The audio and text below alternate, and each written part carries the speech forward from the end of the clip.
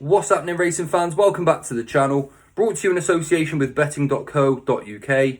I'm Ginger Joe and I'm back with a little bit of a Punchestown preview for you on Saturday. Now, if you haven't seen already, I have put up a lucky 15 over on betting.co.uk, and if you want to go and check that out, I'll just pop a link in the description for you to do so. But with time going on, I'm going to get straight into the action, just run through a few of the races and just see how we get on. But I'm going to start with the 235. We've got the cross-country chase here over 3 miles. One is Stealthy Tom was actually opened the market. It's quite a worthy favourite, but he drifted quite significantly last night, and that sort of suggested that he wasn't going to be turning up here. He ran a really good race a couple of days ago in the Latouche, and he finished second to Vital Island. It looks like this may have just come a little bit too soon on the back of that run, but that has actually made Hurricane Darwin the 11-4 favourite.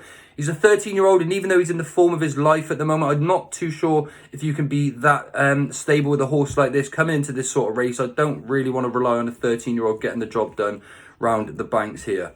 Birchdale is coming for some significant support for Edna Bolger and Derek O'Connor, and I don't really understand the angle that they think this is going to spark the revival. When you go around the cross-country course at Cheltenham, Punchestown, wherever it be, experience is absolutely vital, and he doesn't have that yet, and I don't think this is going to be the race to bring him back. So even though he's gone from about 7-1 into 3-1, he's not one for me in this race.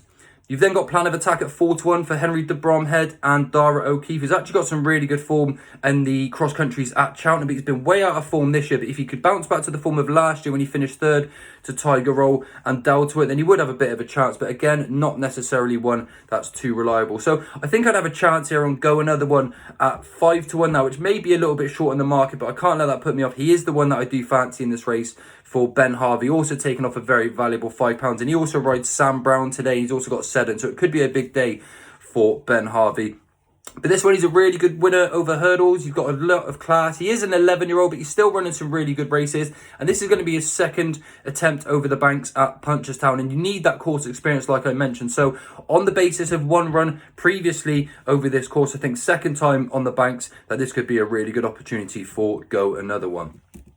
In the second race, which is the 3:10 at Punchestown, now this is nearly a 4-miler, so you definitely need some bags of stamina in this one. And IO1 is the favourite for Willie Mullins, Danny Mullins and Rich Rishi. And I get the angle. He ran well last time out to win under Mikey O'Sullivan, but I quite fancy My Design here. A really, really solid mare who doesn't often actually go out of the frame, and she's actually really well handicapped here to go very well again. She got Shayna Callahan on board, which is a very valuable £7 claim, and I think over this sort of trip, it's definitely something that you want to be keeping an eye on. She actually beat Ponteval at Clonmel. She then finished second to Backazon under a pretty decent weight as well, and then finished second to Melina Girl over 3 miles at Downpatrick. Looks like she was going to stay all day. Made some really good running coming down the home straight, and I think this step up and trip actually may suit her again. So My Design in the 3:10, I think is going to have a really good chance.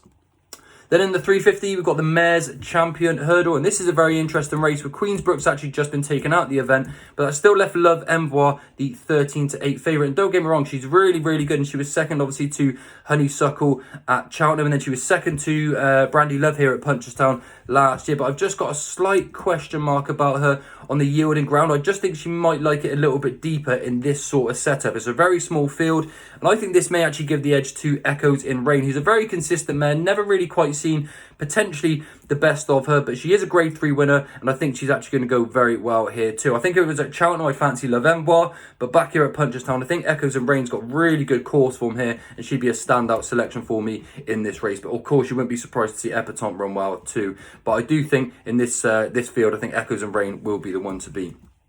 Moving on to the Pat Taff handicap, the 425. I think Darva Star's going to have a really good chance here. Definitely one that's got the class angle over a few of these. And even though it didn't necessarily work out over hurdles and chases in recent times, definitely still the class angle in this race. And this is a little bit of a drop in class. Comes into this one in good form after finishing second on heavy ground at Wexford to Charlie Stout. And may have actually needed that run because hadn't had a run in quite a while from that day. So this time actually could be preparation A for Darva Star. And I think this one's going to go very, very well at a decent price. Ramilliers is the favourite. One of Willie Mullins' favourite horse, but the form doesn't really stack up. So Darva Star for me in the 425. Then we've got the champion 4-year-old hurdle, the Ballymore, the 5 o'clock at Punchestown, where we've got Lossiemouth in at 1-2. And she's going to be really hard to beat, and it's not really a race for me to come and have a bet in. But what I will say, I'd love to see Zarek the Brave run really well here. I really fancied him going towards Cheltenham. Of course, he didn't actually take his chance that day, but he's got 4 lengths to find with Lossiemouth, but could get a little bit closer on the back of a little bit of a break. Probably needs to improve a little bit, but probably one for the radar as well next year. So not a betting race. I'd love to see Lossiemouth go win, but also I'd like to see Zarek the Brave go really well too. In the 5:30, we've got the handicap hurdle again. This is where Seddon is trying to make it 4 wins on the bounce under Ben Harvey for John McConnell. Probably going to give a very good account of himself as well, but I quite fancy 2 in this race. I think Green Glory looks very, very well handicapped, and I'll give a bit of a shout out to Jamie Wren for this one too. He actually put her up in our group chat, and he's actually got me onto this one too. The low weight here looks like he could actually be primed for this run, and probably going to be quite hard to keep out of the frame at least. But I also fancy Risk Bell. Now she's stepping up in trip a little bit, but she stays really well and seems to do her best work late on. I've got no reason to see why the 3 furlongs will make any difficulties to her chance, and I think she's actually going to go very well today. In the 6:05, there's a little bit of a bumper, not too keen on that, and the same with the 6:40. However, what I will do is give you my nap of the day, which is actually a horse running on the flat today, but I think conditions have come for this one, and that's Boardman in the 3:45 at Haydock. Course and distance winner over this distance on various occasions as well. Pretty decent field, this one, but when he's got conditions going his way, he's a completely different animal, and I think he's going to go very, very well indeed. He's 100-30. He's been quite well supported in the 3:45, but Boardman is going to be my nap of the day. So there you go, it's my quick Punchestown preview for today's action. But also, Boardman is my nap selection for you. And as I said, don't forget to check out the Lucky 15 in the description below. Just a quick fire video for you today, but I've got a better schedule coming forward. I've got the daily tips coming out as of next week too. So thanks again for tuning in.